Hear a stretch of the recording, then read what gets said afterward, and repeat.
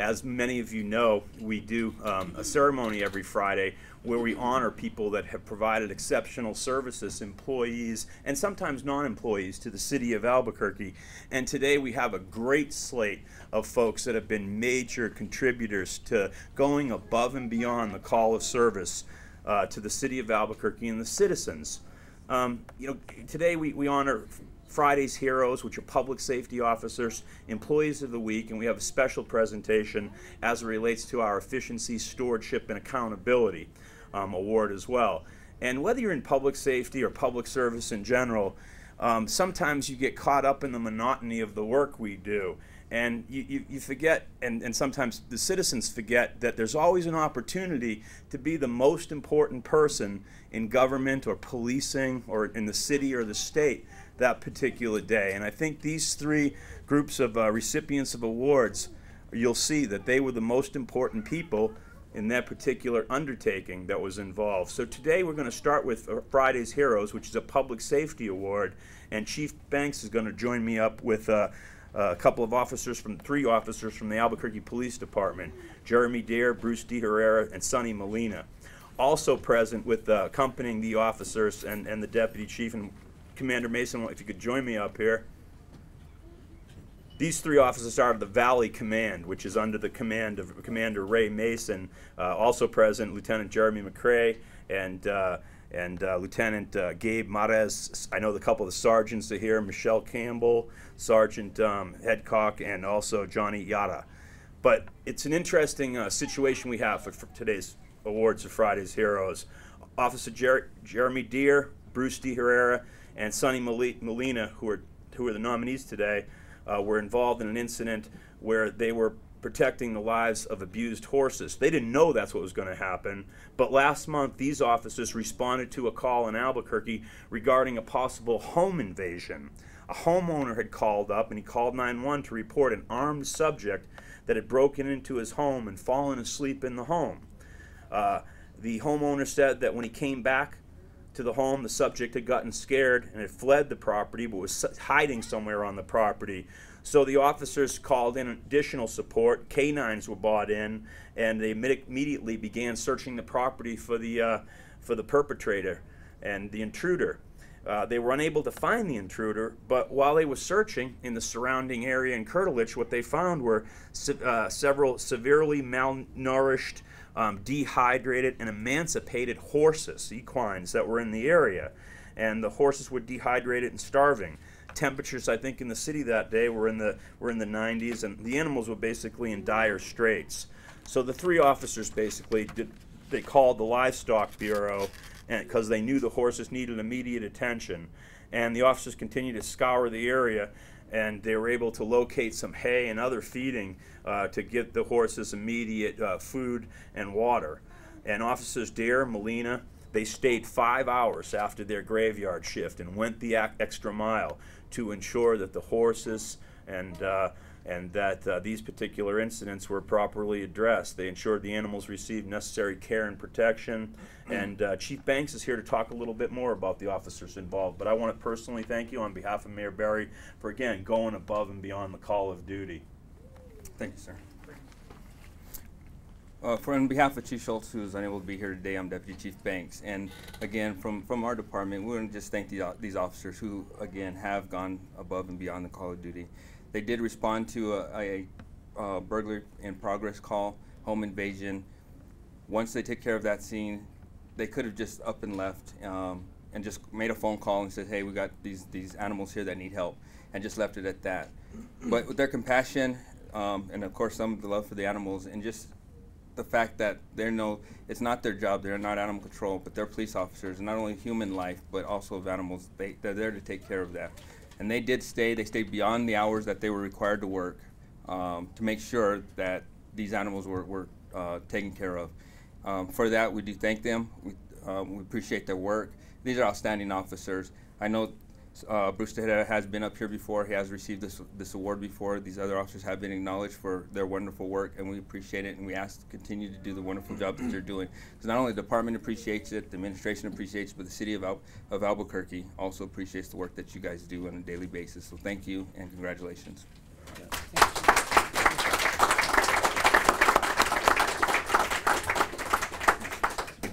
We have the Mayor's Public Safety Hero Award that we're going to present to every officer, and that's a very, very nice coin and emblem that can be used. I just want to say a couple of words in addition to these specific officers. The Albuquerque Police Department and the 1,050 roughly commissioned officers, 1,100 authorized, they're out there every day doing a great job of public safety on behalf of the citizens. And it's been tough for them, I think, the last couple of years because there's a lot of criticism.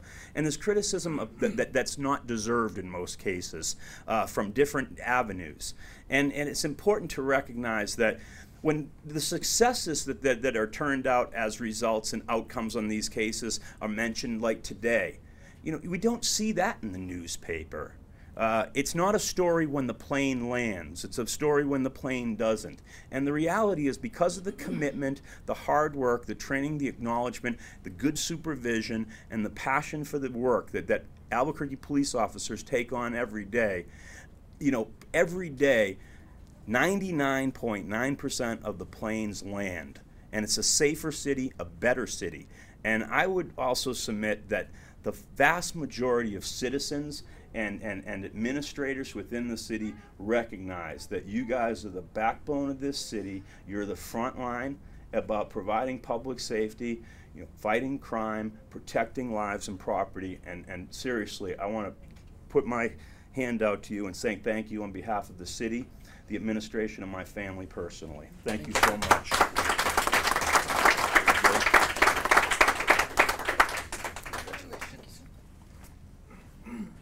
Thanks. Great job. Thank you, sir. You bet. Thank you, sir. Thanks, sir. Good job. Thanks, Fred.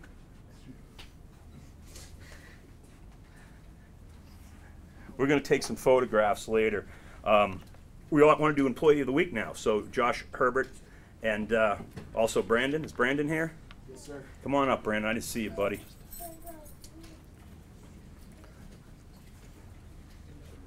Josh, how you doing? Good. Good. Good to see you. You bet. This is a great story as well. Josh Herbert works for the Parks and Recreation Department in the Aquatics Division, and he is this week's Employee of the Week.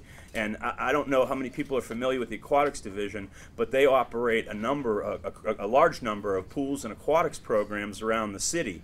And they're very busy places in the summertime.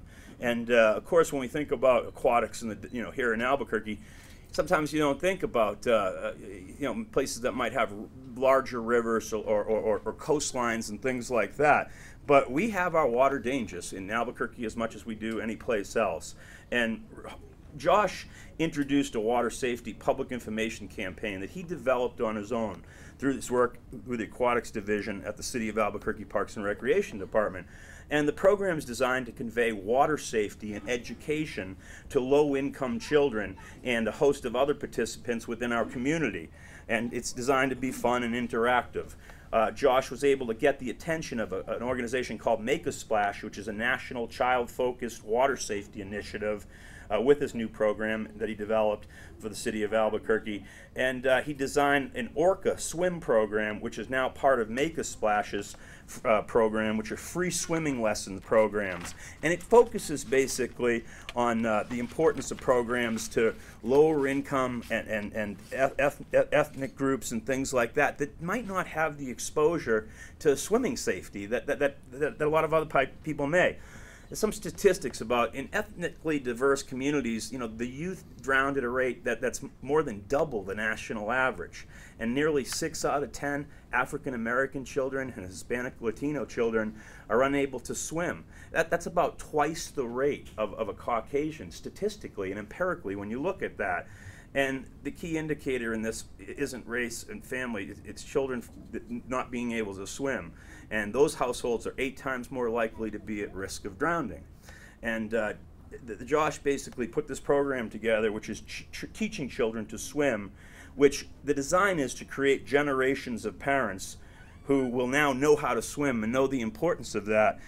When I was reading through this, I had a personal situation when I was, I don't know, it was probably about 15, 18 years ago.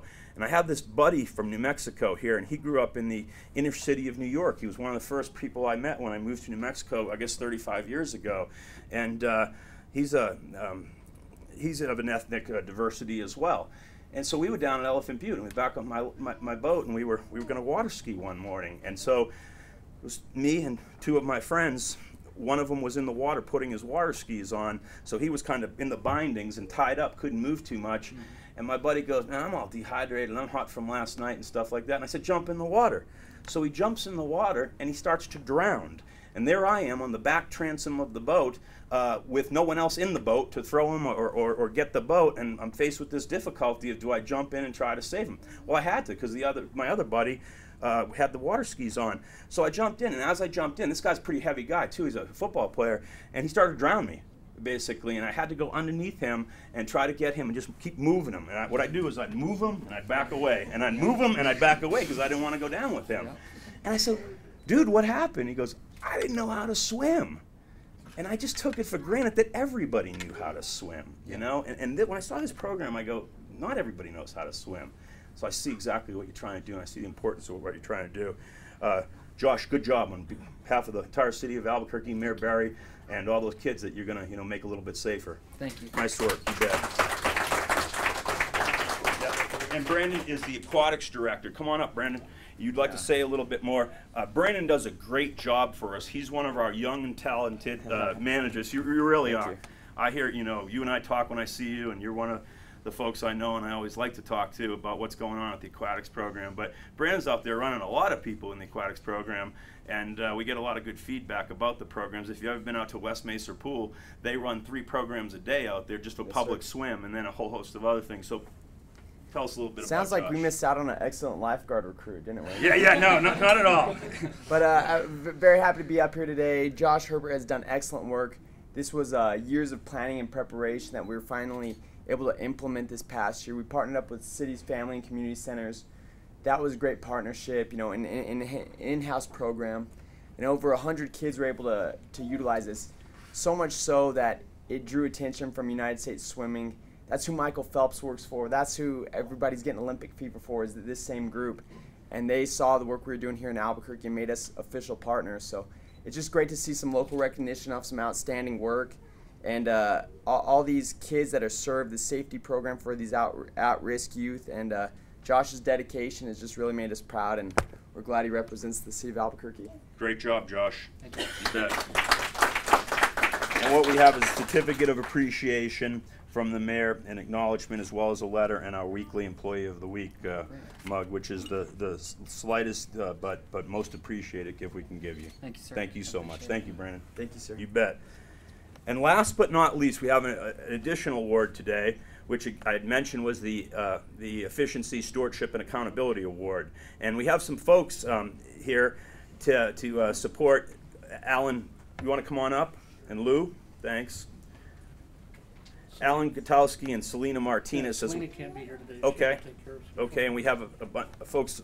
You want to introduce some of your other folks from risk management? This is Alan Gutowski. Yep. He's in charge of the finance section of the risk management department.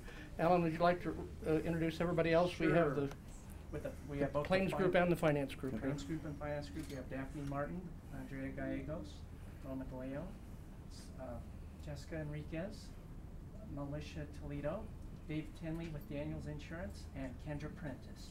Thank you, Al. Alan and Selena, who can't be here, are the most recent recipients of the Mayor's ESA Award.